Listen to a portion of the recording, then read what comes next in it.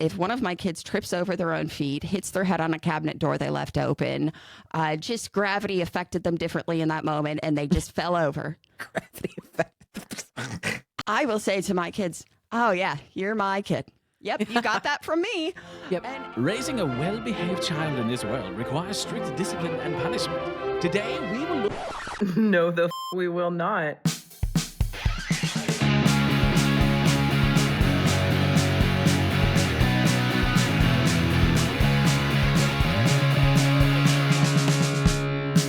Once a joke has found its limit with any human being, please stop, and we stop. We don't tease about tree spirits anymore. Yeah, and I think that's one of the reasons it's really important to give your kids space to experiment with humor and all of this, because it gives you a place to teach them how to read the room. Yeah. And that is a skill that is important for more than humor. Yeah.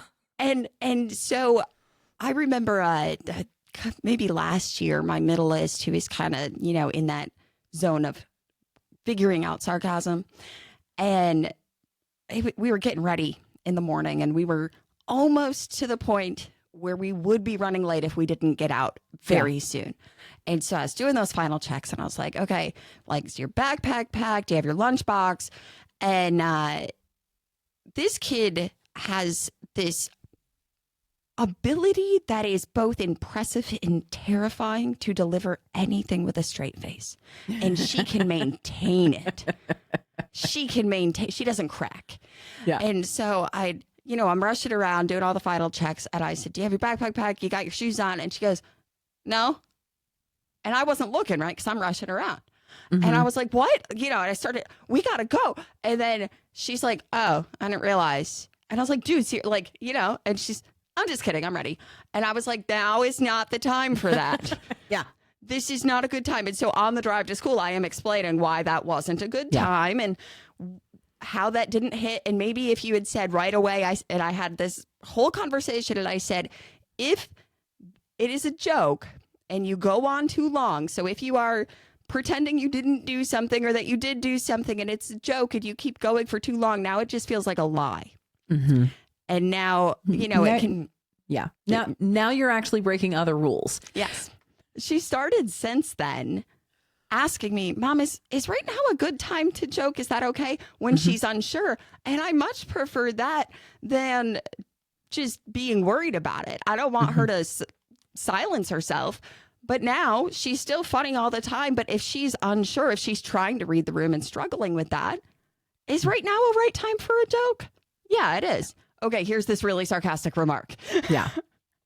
Yeah, we have a lot of stop pauses, especially when we're back to the littles in my house, especially when the littles don't quite, when they sort of miss, where what they meant to be funny comes out mean, when they've gone on too long, or when they're actually making someone else the butt of the joke. Oh, they're not joking about a situation. They're not joking about a shared experience.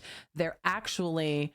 Oh, yeah? Well, you drool in your sleep. Okay, literally, we can't do anything about drooling in our sleep. Yeah. We can't tease people about things that we cannot physically help or prevent. Yes, that is so a big now we're one for us. bullying, we're not being sarcastic. Yes, that's a big one for us, is that our jokes should never punch down. And we talk about what that means, is that we should be able to laugh with someone, not at them. We don't want to laugh at people. We want to laugh with them the same way that we want people to laugh with us, not at us. Right. And we talk about what that means and what that looks like. And, in our house, we've talked a lot about language. There's the grown-up words, but then we also just have inconsiderate words.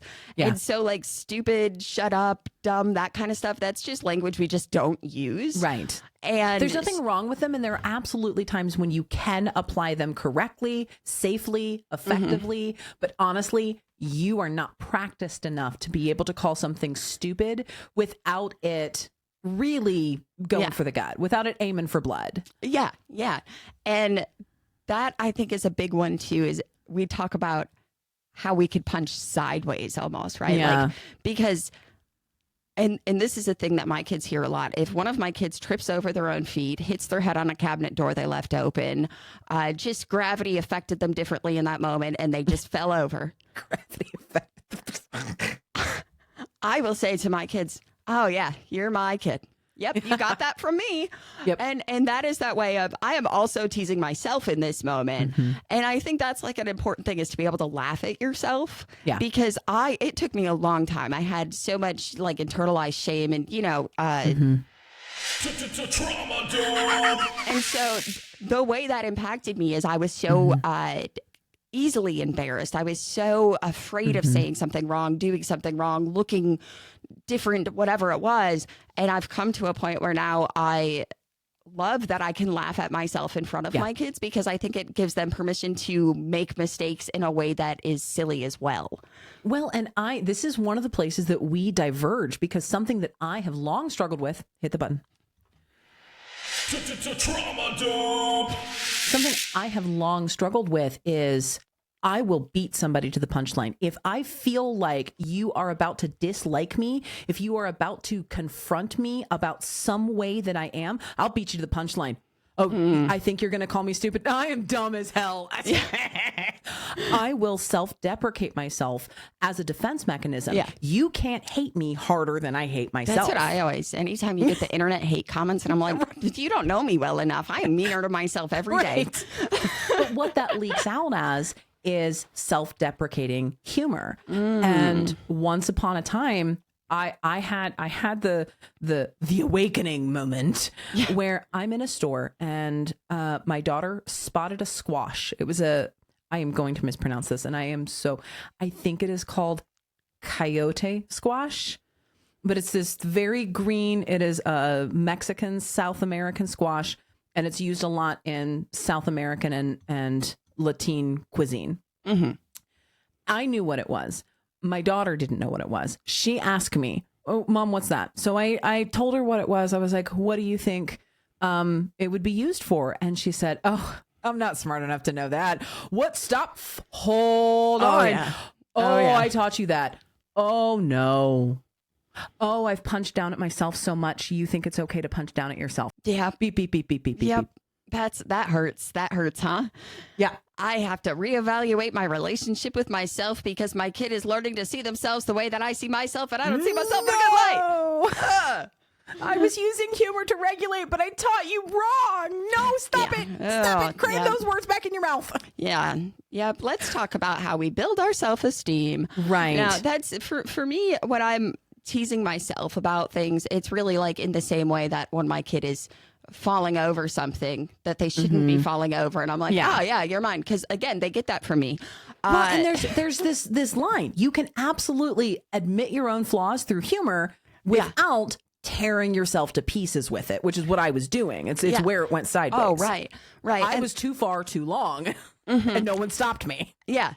And I think, because that's the thing for me is like, everyone has like that moment they think back on and they still cringe at that embarrassing thing they did. Yeah. I have like found a way to move past it. And it is through being able to laugh at yourself. Yeah. But here's the thing. I'll tell you a story. A few years ago, I was on a plane, and you know me, I don't like to sit. And so by the end of the flight, I was really antsy. And so the second we were allowed to stand up, I just kind of went to stand up right away, forgetting that the ceiling is lower on the plane. Overhead, yeah. So immediately knocked my head hard enough that my glasses flew off of my face and landed in a stranger's lap. That is objectively funny. That is hilarious. And this stranger was laughing, right? And I think years ago, I would have felt really embarrassed. But now we were laughing together about this, and he hands me my glasses back, and then we're waiting to get off the plane, and I am struggling to get my backpack strap on. And he just laughed. He leaned forward and helped me with that too. And so it was like this hilarious thing where I was just a mess on a plane. But when I got home and I told my family the story, I could see that almost secondhand embarrassment of like and I said, I love that both of us have a hilarious story to tell from this. Yeah. Because this person wasn't judging me. They're a person who has surely done something silly too. Maybe not knocked their glasses off their face by hitting their head on an airplane ceiling, but something. Well, and that's something that this happens a lot in both of our households. I can guarantee this, but we talk a lot about empathy first. Would you like it if? How would you feel if this same thing just happened to you?